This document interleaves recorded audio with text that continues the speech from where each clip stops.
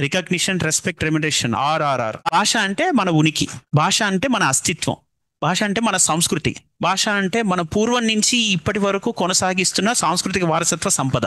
ఈ భాషని మనం కాపాడుకునే స్థితికి వచ్చామంటే మన ఉనికిని, అస్తిత్వాన్ని మనం కోల్పోతున్నాం అని అర్థం. కోల్పోవడం వల్ల ఏంటి జరిగే నష్టం? సమాజంలో భవిష్యత్తులో నువ్వు పరాయి పాలనకి లోనవుతున్నావు అని అర్థం. శరీరం నీది, కానీ ఆలోచన నీది కాదు.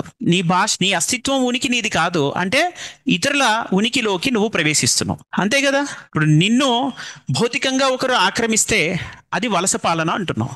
మరి నీ మెదడును ఇతరులు ఆక్రమిస్తే అది బానిస పాలన అంటారు. సో భాషలో ఏముంటుంది? ఉన్నతి ఉంటుంది, ఆత్మోన్నతి అంటాం, సెల్ఫ్ ఎస్టీమ్.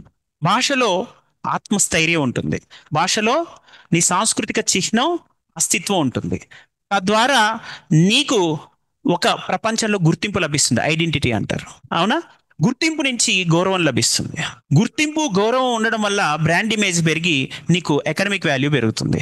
రెస్పెక్ట్, రెమ్యునరేషన్ నుంచి ఇంకా పెరుగుతుంది, రికగ్నిషన్ అనేది వస్తుంటుంది. Recognition, respect, remuneration, RRR.